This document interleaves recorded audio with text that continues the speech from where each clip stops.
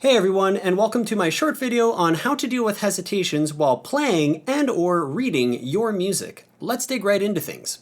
So the first thing you need to consider is, where are your biggest hesitations going to be when you're reading music? This is going to be most specifically when you're turning a page. I mean, physically having to go and turn a page of music is going to make it pretty tricky for you to instantly see that next note, read that next note, and play it in time. This is also somewhat true when you're jumping from the end of one system or one line of music to the beginning of a new system or new line of music. So there's a quick tip for this: just memorize those spots, even lightly.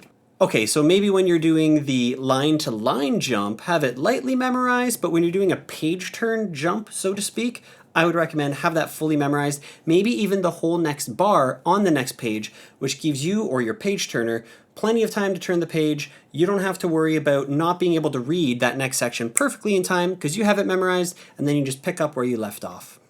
So if you're playing a piece of music and every time you reach a certain part, you're hesitating, and it has nothing to do with the visualization of jumping through a line or having to turn a page, there is a pretty simple approach to it, but there's going to be probably a few different approaches that you can take, one of which is going to help you the most. So the first thing I would recommend is play the bar where your hesitation is happening. Get really used to it, memorize it, be able to play it maybe 5 times through, no mistakes. Now you really feel it's internalized, you really feel confident with it. Then go one bar before and one bar after, and work through the bar that was giving you trouble.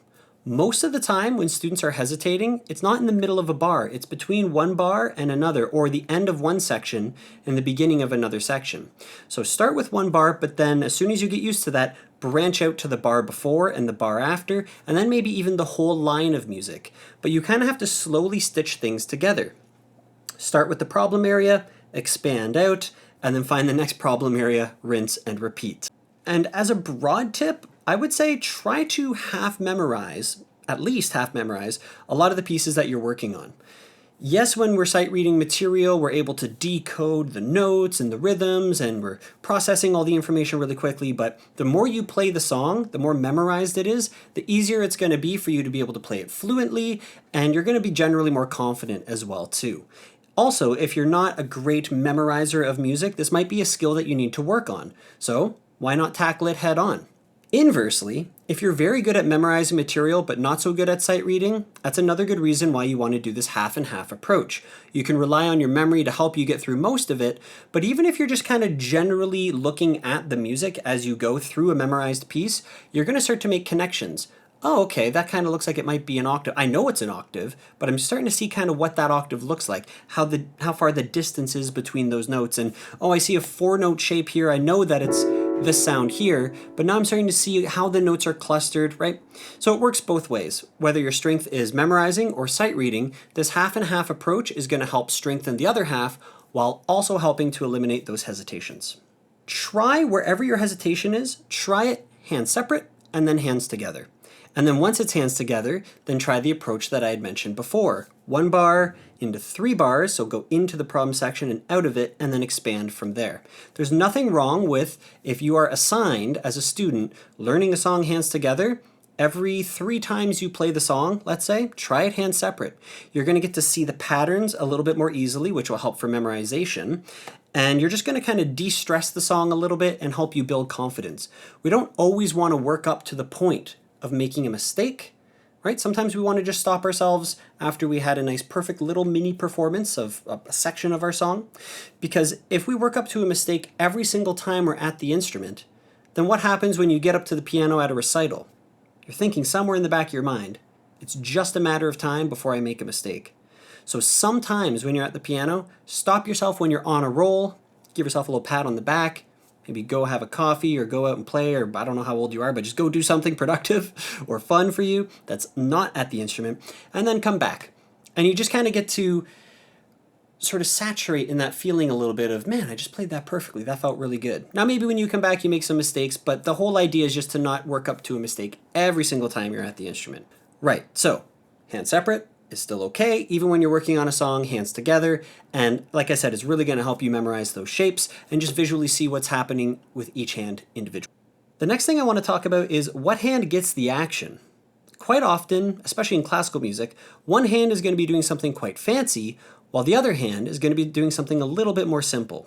This is not necessarily true for advanced classical music, but especially up to about the grade 4 or 5 level, normally one hand is getting the action and the other one is a little bit more simple. For example, if you have to be jumping back and forth between a C and a C major chord, and I'm not great at stride piano, admittedly. Now, if I have to focus on that jump so I don't mess it up, and my right hand is playing something a little bit more line-based, then maybe I want to be able to play this right hand part. I don't remember exactly what it was just kind of improvised, but maybe you want to work on that to the point where you don't have to watch your hand anymore, so that way you can really focus on catching that appropriate jump in the other hand. It might not be leaps, it might be one hand is playing really fast, but there's almost always one hand that you're going to need to watch, and the other hand can be a little bit more on autopilot. Now, if the other hand is still quite difficult, work on it over and over until you can play it in your sleep. You can play it without looking. You can just play it with confidence. Now the hand that's giving you trouble, or the one that gets the action, you can put your attention towards it and visually make sure that you're kind of checking in on it as you go. So identify which hand gets the action, focus on that hand, but when you're practicing, work towards being able to play the other hand relatively independently or with a lot of confidence so you can focus on the more difficult hand. That being said, as a pianist, sometimes the left hand gets the action. Sometimes the right hand gets the action. So you're going to need to get used to prioritizing which hand is more complex, and then sort of going back and forth throughout the piece, focusing on the left hand, focusing on the right hand. So that way you can properly sort of execute all those more difficult sections.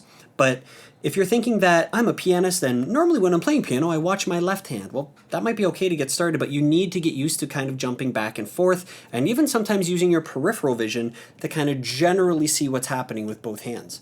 And again, that's why good posture at the instrument is super important. If I'm playing like this, I have a very narrow range that I can see with my peripheral vision. But if I'm sitting up nice and straight, I can see the full ends of the piano, and that's going to be super important for when both hands need to get the action, which will happen sometimes. So identify the more difficult hand, make sure the other hand is practiced so you don't need to worry about it, and then that way you can focus on that more difficult section, on that more difficult hand. The last thing I would say is it's kind of a two-parter. If there's big leaps, make sure that you focus on those. So again, I talked about not being the best at stride piano, but I generally know this distance. If I start to watch the camera as I do this, oh gosh, here we go. I can do this for a bit, but it's probably going to get pretty tricky after a while. So I would want to just keep working on that distance over and over for that leap. So if I do need to focus on my other hand, the muscle memory is there. And if you want to get really good at this, look into stride piano and take lessons with someone who focuses on ragtime and stride technique because it's its own beast altogether. And from what I've heard, practicing with the lights off, with your eyes closed, just not relying on the visual of that leap is one of the best ways to get good at that. But it's quite tricky, so you got to put in the time. The other thing is finger swaps. So as you're going through, let's say you have a finger 4 on F as part of this run, and then you're expected to swap a 4 for a finger 1 so you can make an octave leap.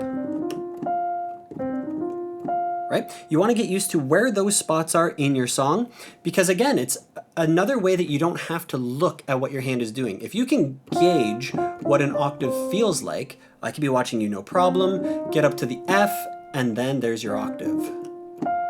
Hopefully that makes sense. So finger swaps are important and they give you a way to, again, avoid overwatching your hands so you can focus on the music, and it's super handy to know where those spots are. Maybe circle them, or FS for finger swap, or something like that. Give yourself little cues in the sheet music so that way you're ready for those spots.